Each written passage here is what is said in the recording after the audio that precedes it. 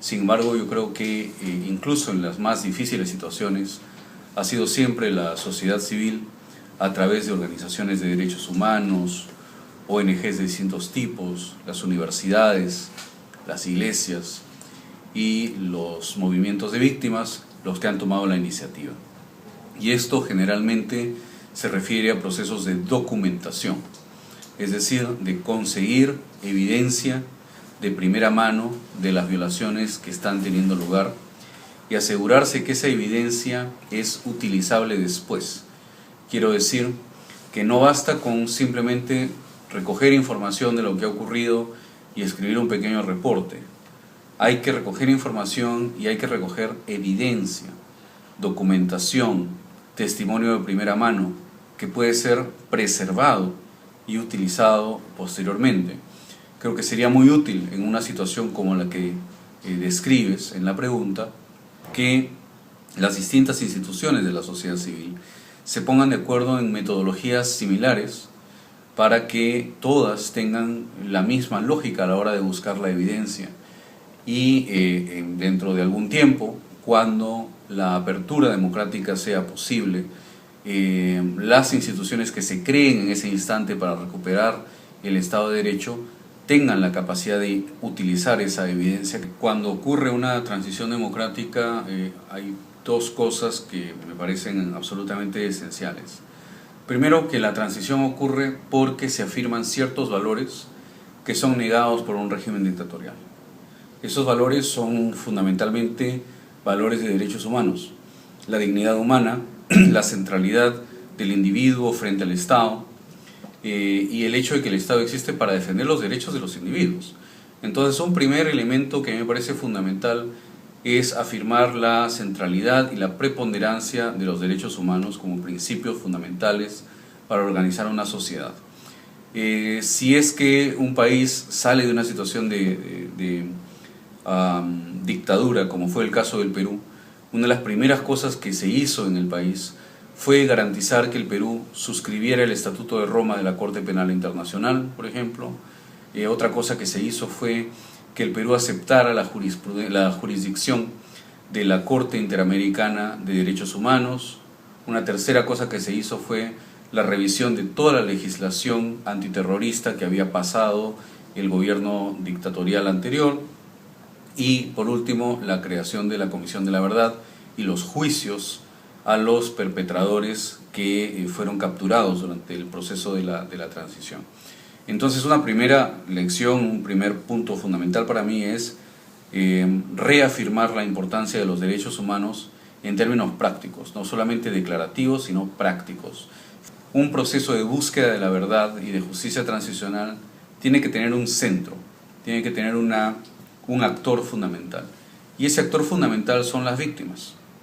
El proceso de transición democrática y de, por ejemplo, preparación de una nueva constitución tiene actores fundamentales, los políticos, los partidos democráticos.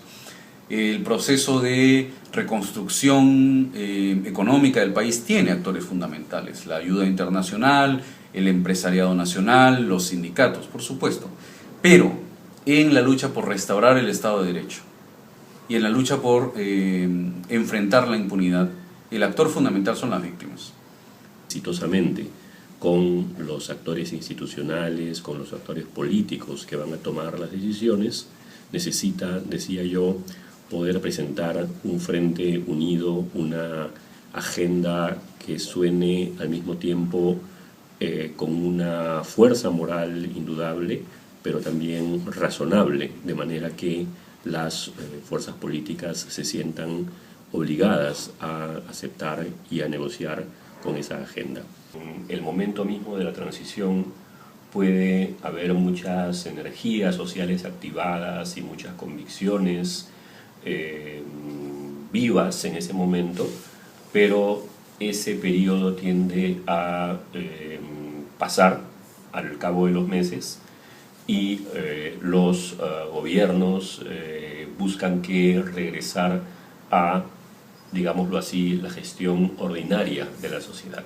La verdad, son uno entre varios posibles mecanismos, entre varias posibles formas de realizar ese principio. Por lo tanto, lo que nunca debe quedar opaco es que tenemos la obligación de cumplir con el principio y con el derecho. Después de eso consideramos si es que es una comisión de la verdad lo que necesitamos. Ahora, esa cuestión yo la dividiría a su vez dos cuestiones. Una es si es que necesitamos una comisión de la verdad o hay otro mecanismo posible, como por ejemplo los propios tribunales de justicia, que son escenarios donde se hace revelación de la verdad, o como pueden ser también iniciativas de la propia sociedad civil, las organizaciones de víctimas, orientadas a también revelación de la verdad. Entonces, una primera cuestión es si solamente podemos pensar en comisión o si podemos pensar en otras formas. La segunda es más bien la pregunta acerca de si es el momento oportuno para tener una comisión de la verdad o si es que, queriendo tener una comisión de la verdad, deberíamos pensar en cuál es el mejor momento para constituirla, sabiendo que, sin embargo, es importante aprovechar la oportunidad cuando ella se presenta. Entonces, pues el eje de la justicia, que es un eje muy importante, tiene mucha actualidad en este momento en relación a lo que sucedió en este país. Hemos de pensar que hace pocas semanas un tribunal argentino, en aplicación de la justicia universal, dictó orden de arresto internacional contra 4 funcionarios de la policía española a los que se les acusa en este momento de ser autores de torturas sistemáticas en los años 60 y principios de los años 70. Estas personas, algunas de ellas están vivas y se ha dictado orden de arresto internacional contra ellas, y eso ha sido básicamente porque se ha cerrado la vía de la justicia en España, porque el Tribunal Supremo Español, en aplicación de la ley de amnistía, ha considerado que no podían ser investigados esos crímenes, y es por ello que al final la verdad se acaba colando como el agua y acaba surgiendo en otro lugar, y en este caso en los tribunales. La plena democracia, basada en la necesidad que había demandada por muchas personas, muchas víctimas, muchas entidades memorialistas que reclamaban que los ejes de verdad, justicia, reparación, garantías de no repetición debían ser tratados abiertamente, y que se debía acabar con el silencio impuesto, digamos, por la dictadura hasta la muerte del dictador Franco, pero también el silencio que de alguna manera se había generado durante los años de la transición española, en el que se primó mirar hacia el presente y al futuro y pasar, como se dice coloquialmente, pasar la página de la historia sin haberla leído. Estou num contexto difícil porque o cenário em Moçambique era um cenário de muitas práticas corruptivas, a corrupção tão instalada ao nível do setor público, o padrão de acumulação de capital pelas elites era centrado no roubo, na corrupção, e portanto havia, digamos, o sentimento de que se calhar nós estávamos a começar um projeto que não iria dar certo, que teria riscos, inclusive riscos digamos, de violência contra nós, porque Moçambique já teve isso no passado, e aqui estou a falar mais do assassinato do jornalista Carlos Cardoso e do economista Simpson Mapapa. Temos ainda casos, digamos, extensos, enormes, de grande corrupção, que teve este fenómeno uma mobilidade em termos de passar de estar centrada no erário público para começar a atacar aquilo que é hoje, digamos, toda a esfera da indústria extrativa. Moçambique é um país novo, rico em hidrocarbonetos, em minerais, e os atores da grande corrupção ligados à elite política passaram digamos, roubar dinheiro ao Estado para jogarem, digamos, os seus interesses dentro da área da concessão de licenças para, digamos, exploração de recursos naturais. Portanto, nesta área, devo dizer que ainda estamos um bocado, digamos, aquém daquilo que seria uma atuação mais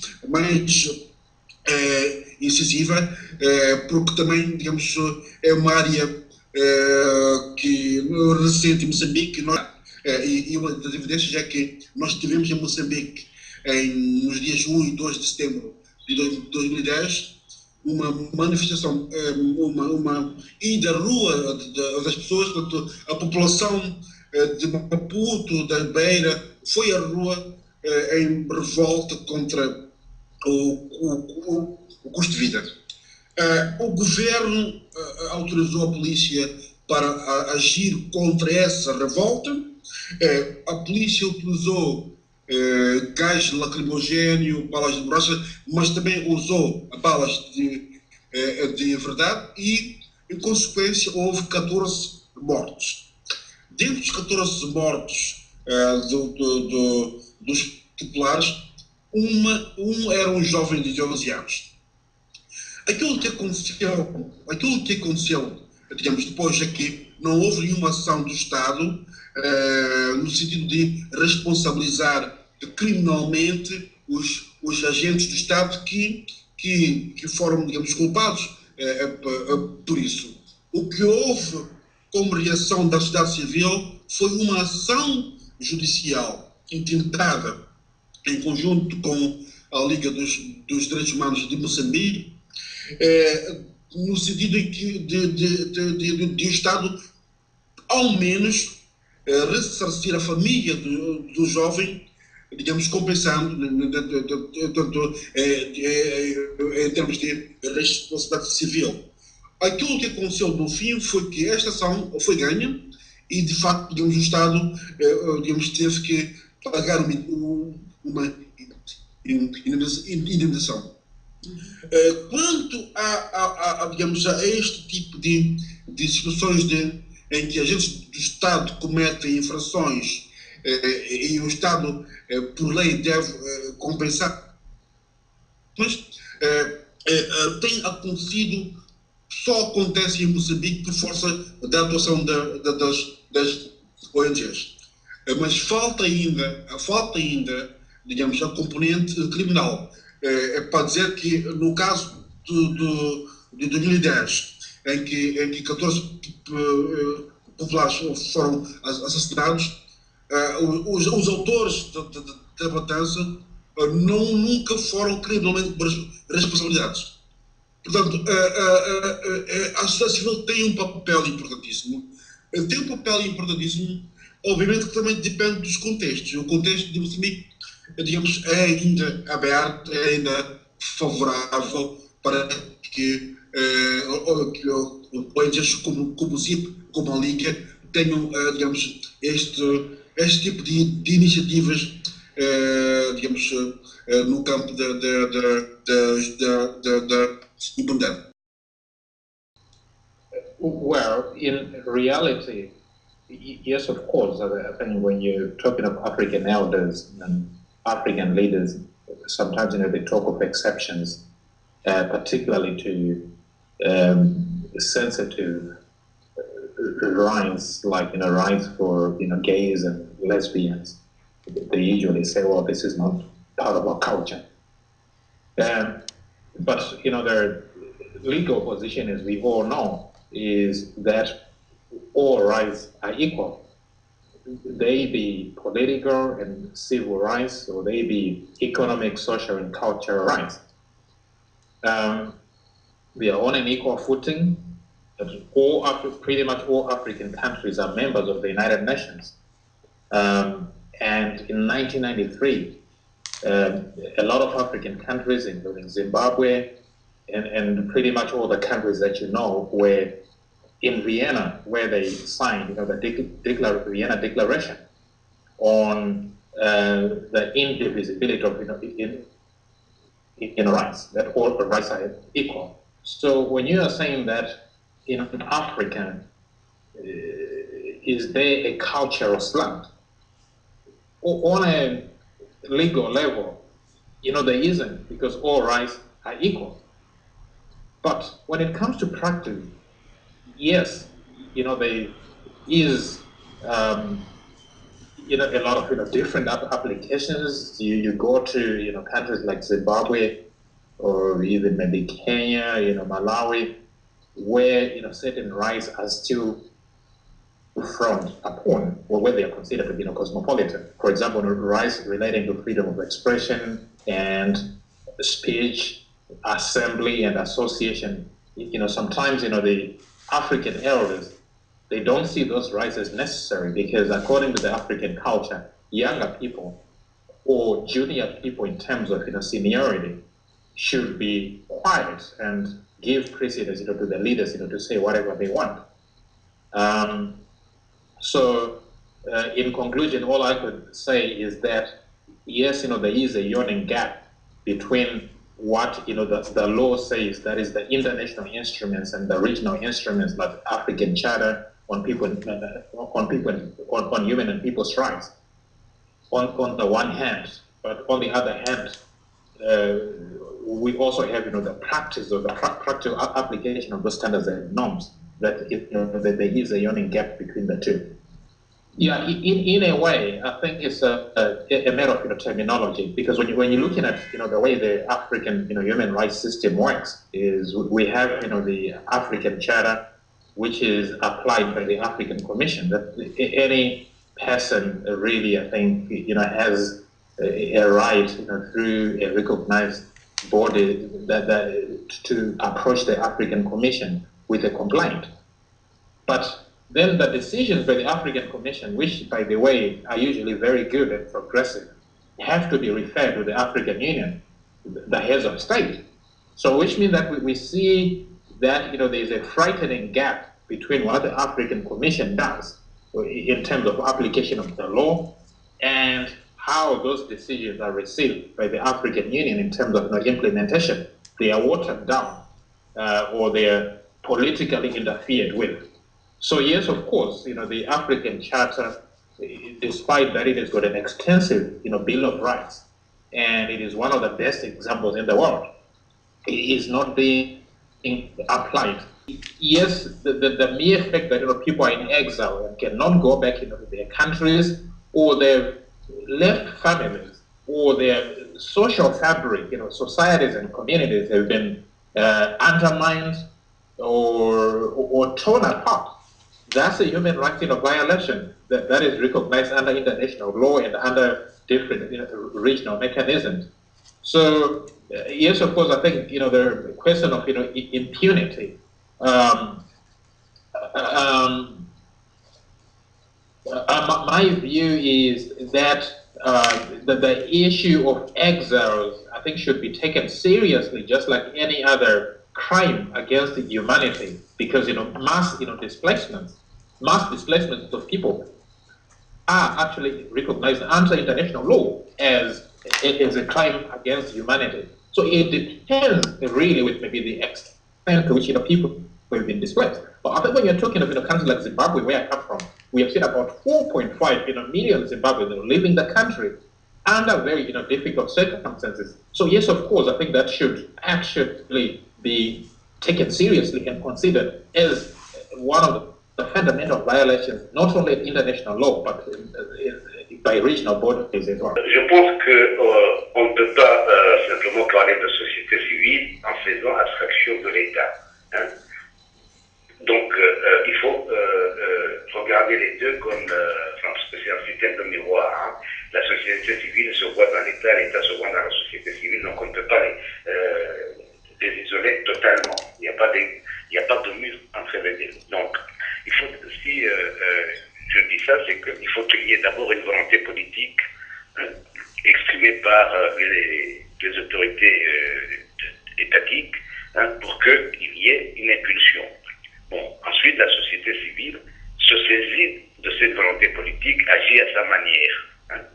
Bon, donc, dans le cas du Rwanda, il y a eu une volonté politique de réconciliation. D'ailleurs, il y a eu mise en place d'une commission nationale de réconciliation.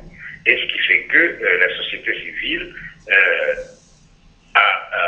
avait le sentiment de ne pas marcher dans le sens inverse de l'histoire. Donc, du point de vue de la société civile, la réconciliation, c'est pas simplement un acte